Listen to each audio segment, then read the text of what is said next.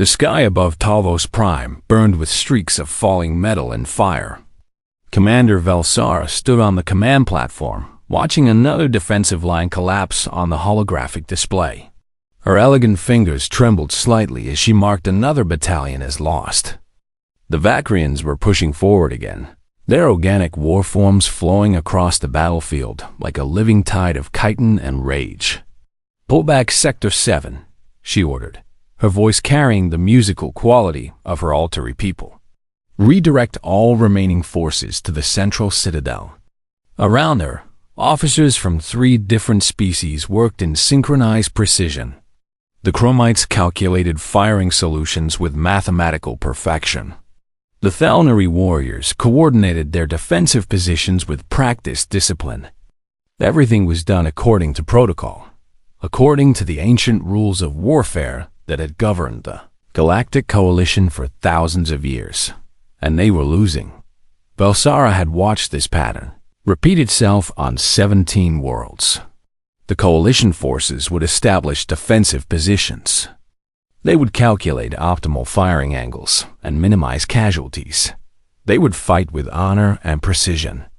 And then the Vakrians would overwhelm them through sheer relentless pressure, adapting to every tactic, learning from every engagement.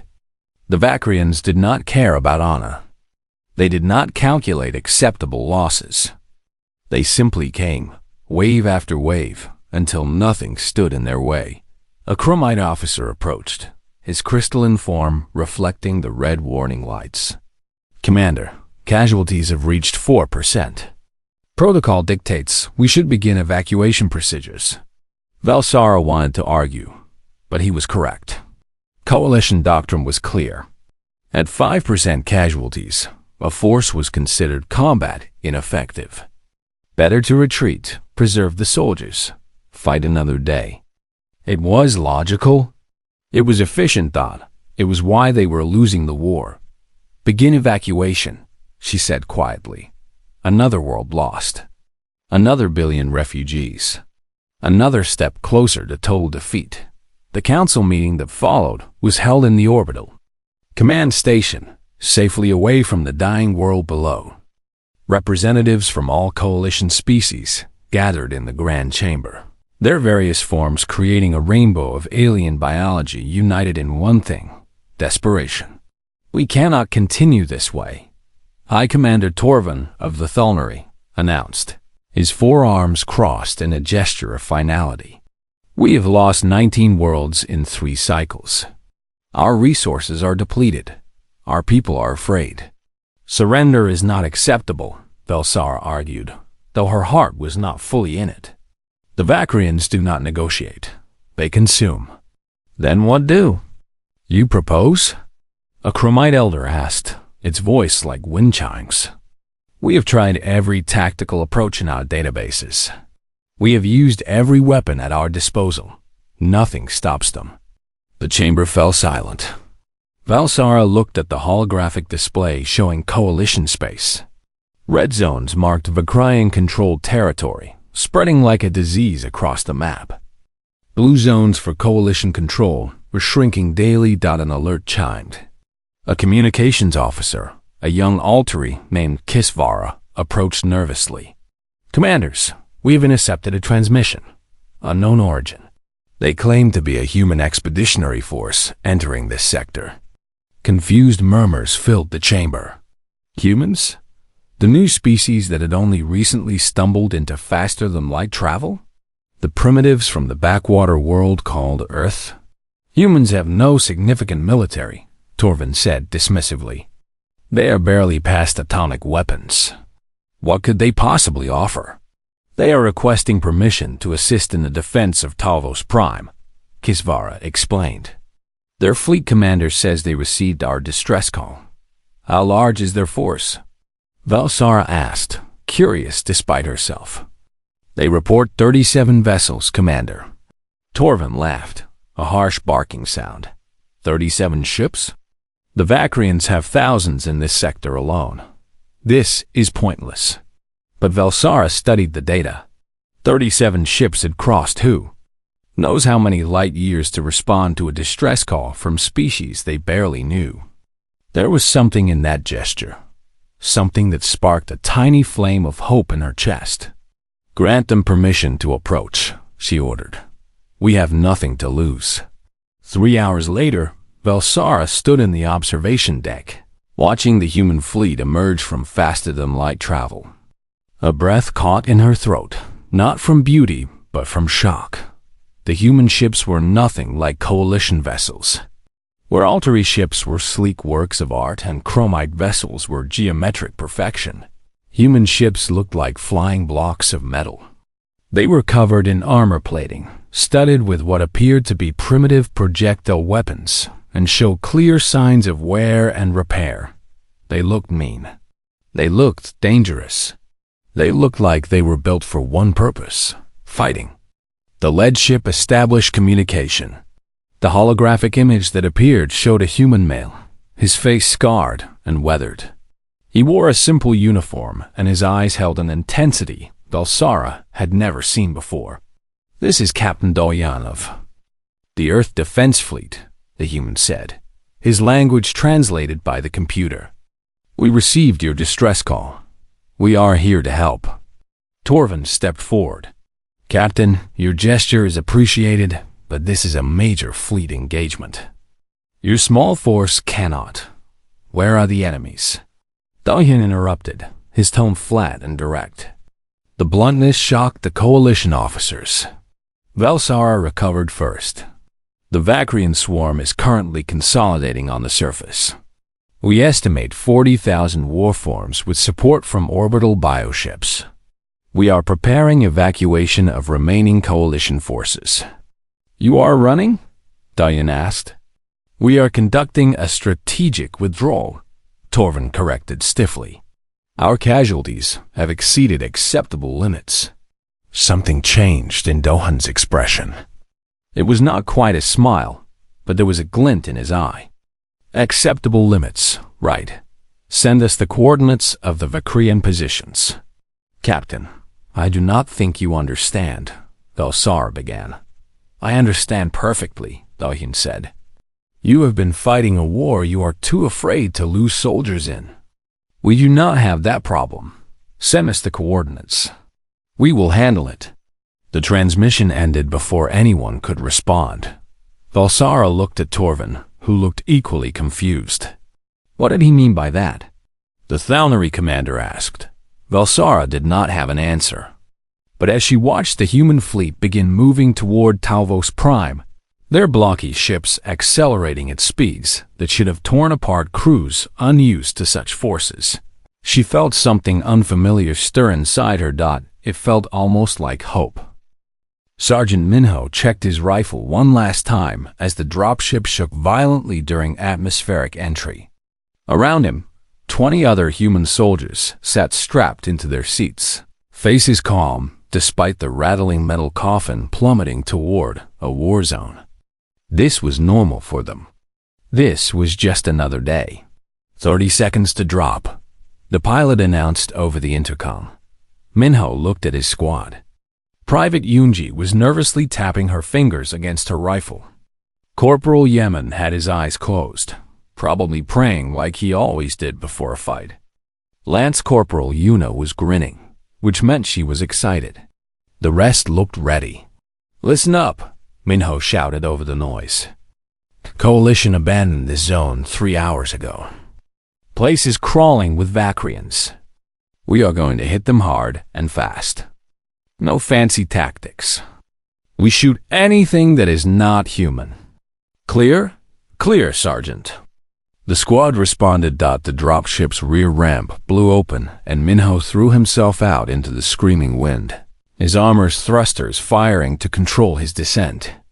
Below him, the ruins of what had been a coalition forward base spread across the landscape.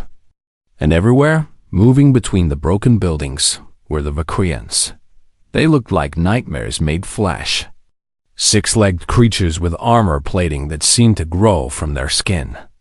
Blade-like appendages that could tear through metal.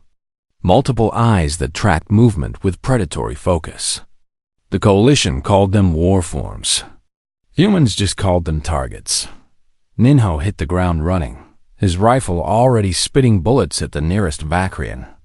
The creature shrieked and charged, but 3 more rounds punched through its head, pleading, and it collapsed. Around him, the rest of the squad was landing, each soldier immediately engaging the enemy. Coalition observers watching from orbit were shocked into silence. The humans did not establish a perimeter. They did not calculate firing solutions. They simply attacked, moving forward with aggressive confidence that seemed insane. Contact left. Yunji shouted, dropping to one knee and firing a burst that cut down 2 Vacrians trying to flank them. Grenades out. Yemen yelled, throwing an explosive that detonated in the middle of a Vacrian cluster, sending body parts flying. Minho led his squad deeper into the ruins, where coalition forces would never have gone. They were moving into what military doctrine called a kill zone, a place where the enemy had all the advantages. But humans did not care about doctrine when doctrine got in the way of winning. Vacrian leaped from a ruined building above them. Yuna shot at mid-air, then kicked its corpse aside without breaking stride. "These things are uglier up close," she commented. The squad moved through the base like a scythe through grain. When they encountered resistance, they used explosives. When they found choke points, they created ambush. When the Vacrians tried to surround them, they fought in all directions at once. Lieutenant Jiwan's voice crackled over the radio. "Minho, this is Jiwan. I need your squad to fall back to grid reference 74 Alpha. "We are kind of busy here, Lieutenant," Minho responded, shooting another Vacrian. "That is an order, Sergeant. Fall back now. I have a surprise for our friends." Minho did not question orders. "You heard her. Move back to 74 Alpha." The squad retreated, fighting every step of the way. Vacrians poured after them, sensing weakness in the withdrawal. They flooded into the base's central area, hundreds of them, shrieking their war cries. Then G1's surprise activated. The humans had spent 2 hours rigging the entire base with explosives. Every building, every vehicle, every piece of coalition equipment left behind was now a bomb. When G1 triggered the detonation, the entire grid reference 74 Alpha turned into an inferno. The explosion was visible from orbit. Coalition observers watched in horror as their former base, worth billions in resources and technology, was deliberately destroyed. Destroyed along with roughly 800 Vacrians who had been lured into the trap. When the smoke cleared, Minho's squad walked back into the devastation, weapons ready. A few Vacrians had survived. They did not survive long. Captain Dohyun watched the battle reports from his command ship, a slight smile on his scarred face. "Acceptable losses?" he asked his tactical officer. 3 wounded, none serious. 1 suit of armor damaged beyond field repair. We eliminated approximately 900 enemy warforms. Good exchange ratio. Tell G1 well done on the trap. Tell Minho to secure the area and prepare for the next phase. On the planet's surface, more human dropships were landing. They did not land in safe zones. They landed wherever Vacrians were concentrated. And what followed could only be described as controlled chaos. Corporal Hyunwoo's mechanized unit rolled across the battlefield in armored vehicles that looked ancient compared to coalition technology. But they worked. The vehicles had thick armor, powerful engines, and guns that fired solid projectiles with devastating effect. The Vacrians tried to adapt, swarming the vehicles like they had swarmed coalition hover tanks. But human vehicles did not rely on anti-gravity that could be disrupted. They rolled on treads and wheels, and when Vacrians tried to climb on them, infantry units following behind the vehicles shot them off. Major Sora's air wings screamed overhead, their aircraft dropping bombs with what coalition observers called reckless abandon. They did not use precision-guided munitions that cost a fortune each. They used mass-produced explosives that cost almost nothing and could be dropped by the hundreds. The Vakrians, for the first time, started to retreat from an engagement. They pulled back, regrouping, trying to understand what was happening. They were used to fighting enemies who valued their own lives, who calculated and planned and minimized risk. Humans did not minimize risk. They charged into it, accepted it, used it. Private Yunji's squad got surrounded by 30 Vakrians. Instead of calling for rescue, Yunji radioed for an artillery strike on her position. Her squad fortified inside a reinforced bunker while shells rained down around them, killing everything outside. When the barrage ended, Yunji's squad emerged, battered but alive. All 30 Vakrians were dead. Coalition Command could not understand what they were watching. Valsara stared at the tactical displays, trying to make sense of the human approach to warfare. There was no pattern. Every unit fought differently. Every engagement used different tactics. It was chaos, but it was working. "Commander," a Chromite analyst said, its voice uncertain, "the humans have lost approximately 15% of their deployed forces." 15%. That was catastrophic by coalition standards. Entire campaigns had been abandoned for less, but the humans had not abandoned anything. They had taken back the entire forward base region. They had killed over 3,000 Vakrians. They were advancing. Valsara opened a communication channel to Captain Do-hyun. "Captain, your losses are significant. Do you require support for evacuation?" Do-hyun looked at her like she had said something strange. "Losses are within acceptable parameters, Commander. We are continuing the offensive. 15% casualties are acceptable to you? We won, did we not?" Do-hyun said simply. "We will mourn our dead later. Right now, we have a battle to finish." The channel closed. Valsara sat back in her chair, trying to process what she was learning about humans.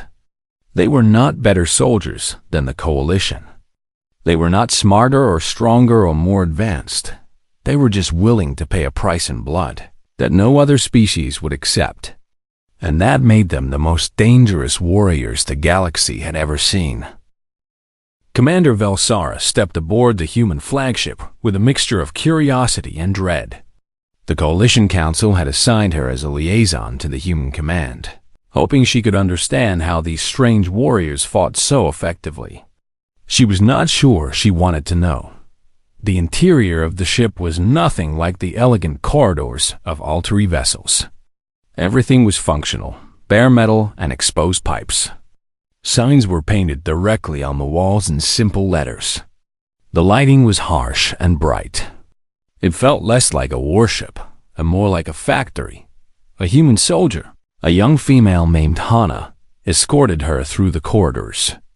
"General Sangwoo is expecting you in the war room, Commander." "War room?" Valsara asked. Hana smiled. "You will see." When the doors opened, Valsara stopped in shock. The room was chaos. 20 officers stood around a large table covered in paper maps and holographic displays. Everyone was talking at once. Some were arguing. Others were laughing. One corner had officers reviewing footage of battles while shouting suggestions. Another corner had someone brewing what smelled like a stimulant drink. This was their command center? General Sangwoo stood at the center of it all, a broad-shouldered man with gray hair and sharp eyes. He noticed Valsara and waved her over. "Commander, welcome aboard. Please, join us." Valsara approached carefully, her elegant movements seeming out of place in the controlled chaos. "General, I was sent to observe your tactical approach." "Good timing. We are planning the next offensive." Sangwoo gestured to the maps. "What do you think of our setup?" Valsara looked at the scattered information, the multiple conversations, the apparent disorder. "It is very different from coalition command structures." A human officer laughed. Someone else made a joke. Sangwoo grinned. "Different is what we do best." Let me show you something. He pulled up a tactical display showing Vakrian movements. See this pattern? The Vakrians adapt quickly. If we use the same tactic twice, they counter it the third time. So we do not use the same tactic twice. But without standardized tactics, how do you coordinate? Velsara asked. We do not coordinate like you do, Captain Hyunwoo said, stepping forward. He was younger than Sangwoo, with a scar across his jaw. Each unit commander has authority to make decisions in the field. We train them to think, not just follow orders. Velsara felt her head spinning. In coalition forces, everything flowed from the top down. Orders were clear and specific. Deviation from plans was discouraged. That sounds like a recipe for disaster.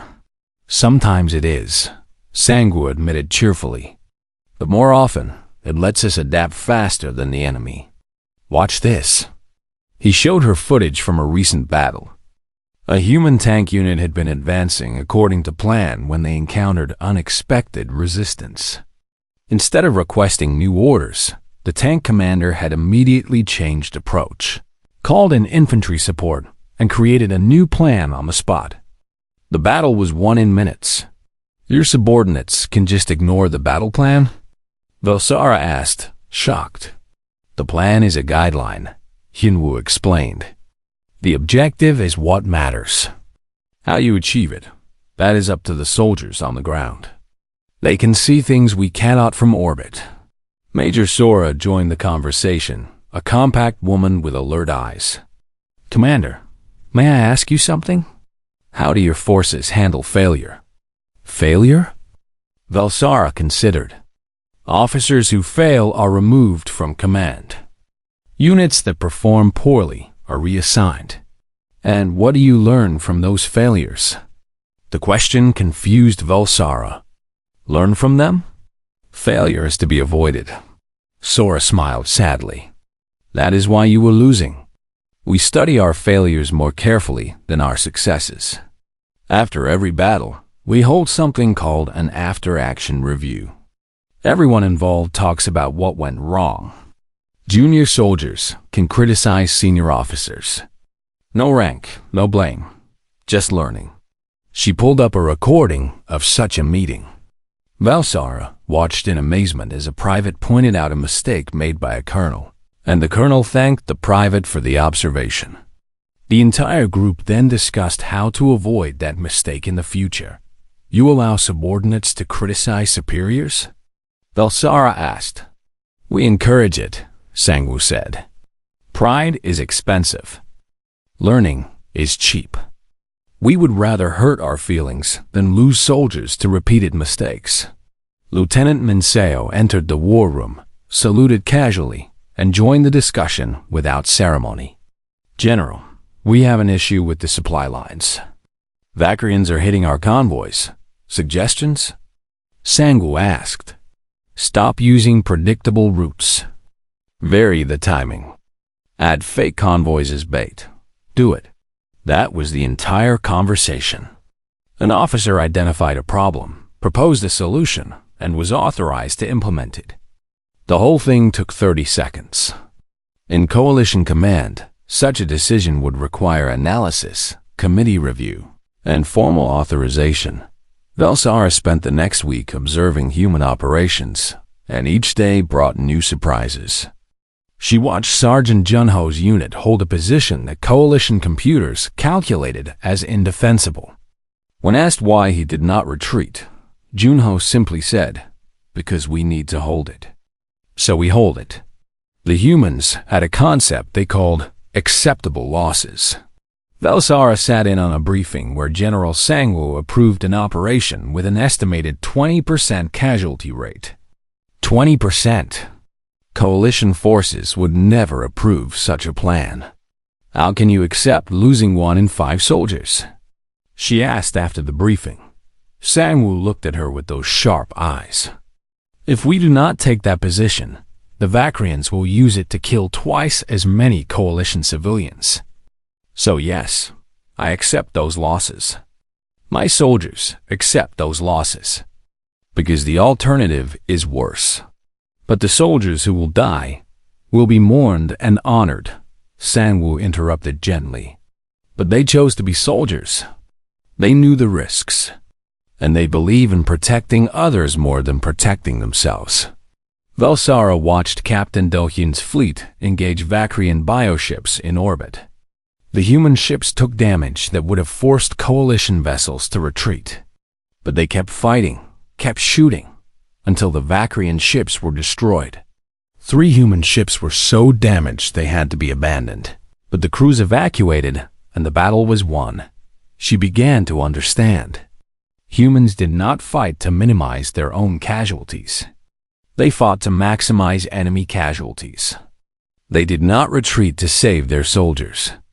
They held ground to achieve objectives. The difference in philosophy was profound. One evening, she found Corporal Yuna in the ship's common area, cleaning her rifle.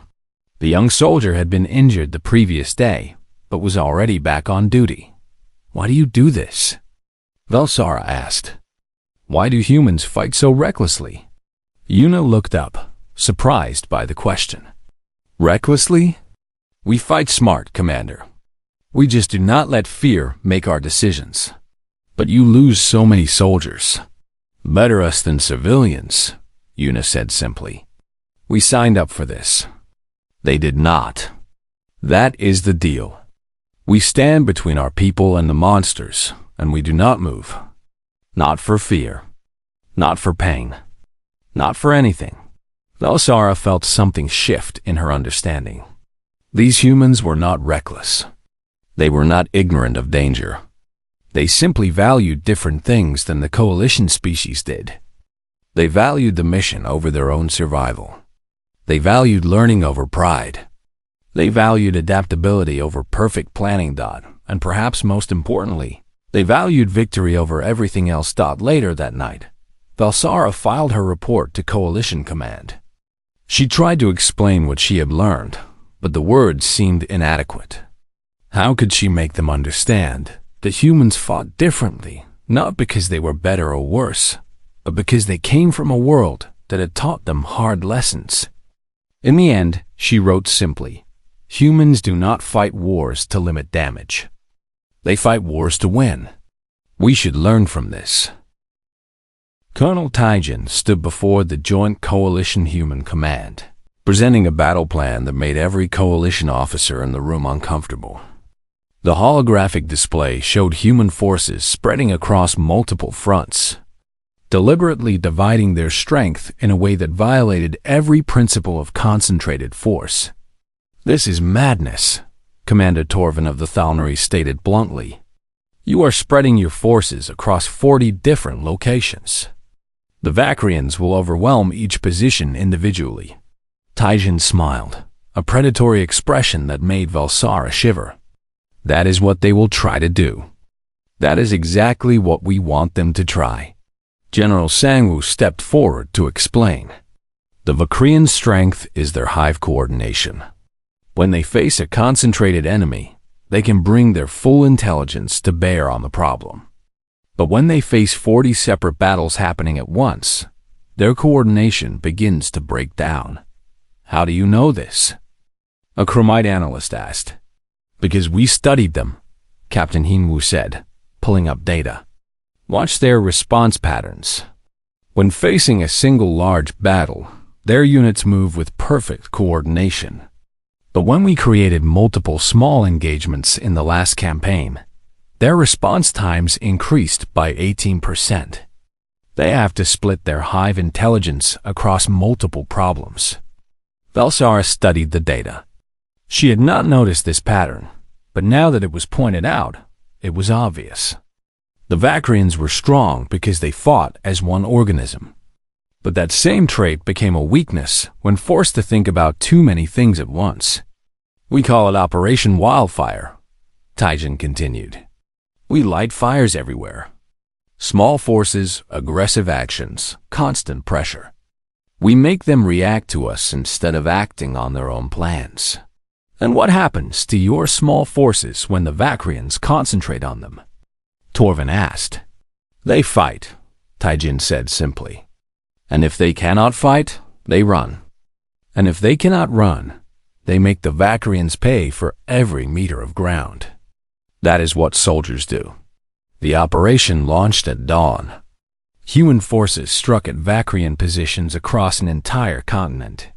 None of the attacks were large enough to destroy a major Vakrian concentration, but each one demanded a response. Warrant Officer Yuna led a special forces team deep into Vakrian-controlled territory. Their mission was not to hold ground or capture objectives. Their mission was to cause chaos. They moved through the alien landscape like ghosts, hitting supply depots and disappearing before the Vakrians could respond. They destroyed communication nodes. They planted false signals that made the Vakrians think major attacks were coming from directions where nothing was happening. They were a dozen soldiers tying up thousands of enemy forces. When Vakrian hunters finally tracked them down, Yuna's team was ready. They had turned an abandoned mining complex into a death trap. The Vakrians came in expecting to fight a dozen humans. Instead, they walked into a maze of explosives, ambush points, and collapsing tunnels. Yuna's team escaped through a back exit, leaving over 100 dead Vakrians behind. Across the battlefield, Sergeant Junho's unit was given what everyone knew was a suicide mission. Hold a narrow canyon pass that the Vakrians needed to move their forces through. Hold it for 3 days to give other human units time to flank the main Vakrian force. Coalition officers calculated the position would fall in 6 hours. JUNHO single quotes S unit held for 6 days. They turned the canyon into a fortress. Every boulder became cover. Every curve in the path became a kill zone. They used rocks to create barriers. They rigged explosives into the canyon walls. When the Vakrians came, they came into a meat grinder. The first wave died in minutes. The second wave lasted a bit longer, but met the same fate. The Vakrians kept coming, wave after wave, and Junho's unit kept killing them. On the second day, Coalition Command offered to evacuate the unit. Junho refused. On the third day, they offered again. Junho refused again. On the fourth day, they stopped offering. They just watched in awe as 50 human soldiers held off thousands of Vakrians through sheer bloody-minded stubbornness. Private Yunji was wounded on the 5th day, taking shrapnel from a Vakrian explosive. The medic patched her up, and she was back on the firing line within an hour. When asked why she did not take time to recover, she just shrugged. My rifle still works. I can still shoot. So I shoot. By the 6th day, the canyon floor was carpeted with Vakrian corpses. The stench was overwhelming. Ammunition was running low. Every soldier had at least one injury. They were exhausted, hungry, and running on pure determination, but they had not retreated a single step. When the relief force finally arrived, they found Junho's unit still holding the line. Of the 50 soldiers who had started the defense, 32 were still combat effective. 18 had been evacuated with serious wounds. None had died, through luck and sheer stubbornness. The Vakrians had lost over 4,000 warforms trying to take that canyon. But the real victory was happening on a larger scale. Commander Velsara watched the battle displays and finally understood the human strategy. Each small battle was forcing the Vakrians to split their attention. Their hive mind was struggling to coordinate responses to 40 simultaneous threats. Vakrian forces that would normally move with perfect timing were now hesitating, uncertain which threat to address first. Units were being pulled away from strategic positions to deal with human harassment. The iron coordination that had made them so effective was breaking down. And then came the hammer blow. Lieutenant Mencio's bomber wing had been training for one specific mission: deep strike against the Vakrian central hive node on Talvos Prime. Coalition forces had tried this 3 times and failed each time, losing dozens of pilots to the intense anti-air defenses. The coalition flew in formations designed to minimize losses. They used evasion patterns that protected their ships. They followed doctrine. Humans did not follow doctrine. Mincio's bombers came in low and fast, ignoring the optimal approach vectors. They accepted that they would take fire. They planned for it. Each bomber was loaded with maximum payload, and each pilot knew the odds of survival were maybe 60%. They did it anyway. The Vacrian defenses opened up with everything they had. The sky filled with explosive fire. The first human bomber died before dropping its payload. Then the second. Then the third. But the rest kept coming. Mincio's bomber took a hit that tore through the wing, sending her aircraft into a spin. She fought the controls, stabilized just long enough to release her bombs, then ejected as her bomber exploded. She watched from her parachute as her payload found its target. 23 bombers made the run. 9 were destroyed. 14 made it through and dropped their payloads directly onto the central hive node. The explosions were visible from space. The hive node, a massive organic structure that coordinated all Vacrian forces on the planet, was destroyed in seconds. Across Talvos Prime, Vacrian forces suddenly lost coordination. Units that had been moving with purpose now wandered aimlessly. The hive intelligence that connected them was gone. Human forces across every front immediately pressed their advantage. What had been a battle became a rout. Captain Doyen watched from his command ship as Vacrian forces began retreating from Talvos Prime for the first time in 3 cycles. His scarred face showed no triumph, only grim satisfaction. "All units pursue, but do not overextend," he ordered. "Make them pay for every step of their retreat, but stay coordinated. I want them running, not regrouping." Valsara stood beside him, watching the displays. "You did it! You actually beat them." Dohin glanced at her. "We beat them here. The war is not over. But yes, we proved they can be beaten. That is enough for today." In the canyon, Sergeant Junho's unit was finally relieved. As they marched out, Junho looked at the canyon walls, scarred by explosives and stained with alien blood. He thought about the soldiers who had held this ground with him. They had been told the position was indefensible. They had been told to expect evacuation. They had been told they could not win. They had won anyway, because that was what humans did. They refused to accept impossible, looked it in the eye, and fought until it blinked first. The victory celebration in the Coalition command station was subdued. Yes, they had won. Yes, Talvos Prime was saved. But as the Coalition leadership gathered to honor the human forces, there was an undercurrent of unease that nobody wanted to acknowledge directly. Commander Valsara watched General Sangwoo enter the Grand Council chamber. He wore a simple dress uniform, no medals or decorations. Behind him came the other human officers who had led the campaign. They moved with quiet dignity, their faces showing exhaustion more than triumph. High Commander Torvin began the formal recognition ceremony. On behalf of the Galactic Coalition, we honor the human forces who turned the tide of this war. Your courage and sacrifice have saved billions of lives. Sangwoo accepted the formal acknowledgement with a slight bow. We did our duty. Nothing more. But Torvin was not finished. General, the Council has questions. Your tactics were effective, but also deeply troubling to us. We need to understand what kind of military force we have allied with. The room grew quiet. Valsara saw the human officers stiffen slightly. This was the conversation everyone had been avoiding. Ask your questions, Sangwoo said calmly. A Chromite elder spoke first. Your forces accepted casualty rates we would consider catastrophic. In the canyon defense alone, 36% of your soldiers were wounded. How do you justify such losses? We held the position, Sergeant Junho said from where he stood with the other soldiers. His voice was respectful but firm. That canyon was the key to the entire flanking maneuver. If we had retreated, thousands of coalition civilians would have died. So we held.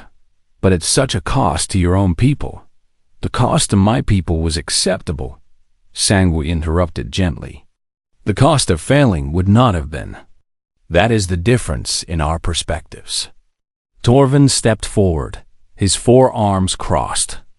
That is what troubles us, General. You speak of acceptable losses so casually. You throw soldiers into battles that should not be fought. You take risks that border on madness. What kind of species fights this way? Sangwoo was quiet for a moment. Then he gestured to a display screen. May I? At Torvin's nod, Sangwoo pulled up an image. It showed Earth from space, a blue and green planet dotted with white clouds. This is my world, Sangwoo said. Beautiful, is it not? But let me show you something else. The image changed, showing a frozen wasteland. Earth during the last ice age. Our ancestors survived this. Then it changed again, showing a planet covered in volcanic ash. Our ancestors survived this too. More images followed. Asteroid impacts. Supervolcanoes. Climate catastrophes. Pandemics that killed half the population. Humans almost went extinct, at least 6 times that we know of, Sangwoo continued.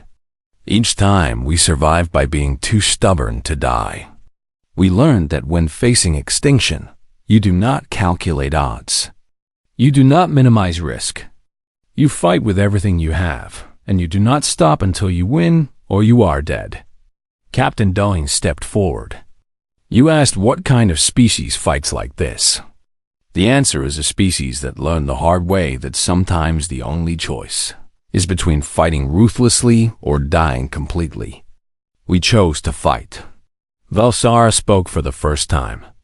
But surely in this era, with civilization and technology, such ruthlessness is unnecessary? Lieutenant Minsale, her arm still in a cast from ejecting from her damaged bomber, shook her head. With respect, Commander, that is the thinking of species who have never truly faced extinction. You have had the luxury of fighting limited wars with acceptable losses. We have not. Every war for us has been survival. We cannot afford to fight halfway. Major Sora added, when I sent my bombers against that hive node, I knew 9 pilots would probably die.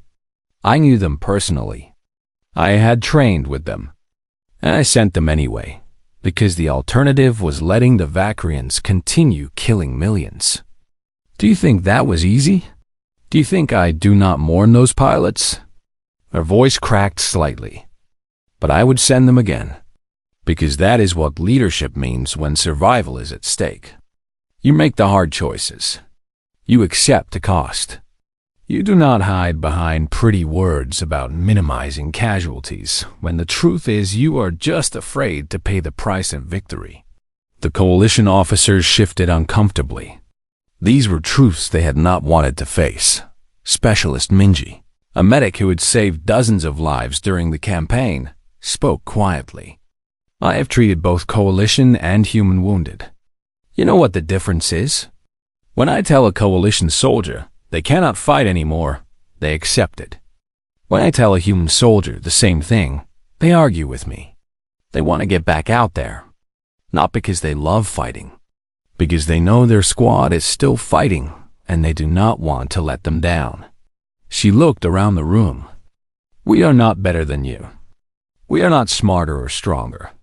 We just come from a world that taught us that giving up means dying.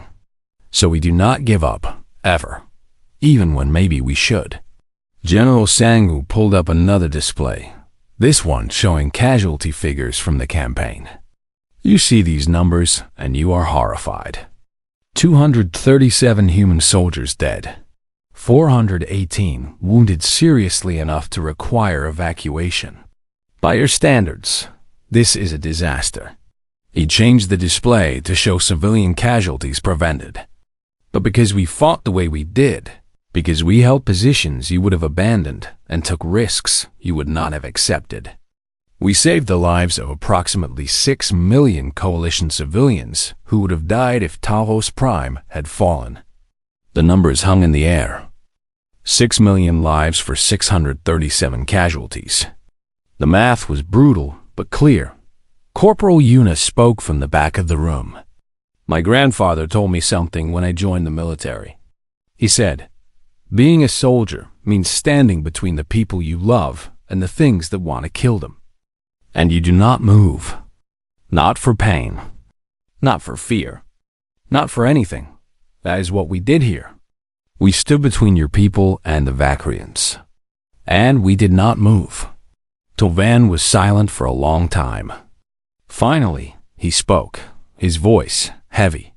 The Coalition wishes to offer humanity a position in our military command structure. We need soldiers who know how to win. But I will be honest, General Sangwoo. Your species frightens us. We are grateful you are our allies, but we fear what you might become if you were our enemies. Sangwoo met his gaze evenly.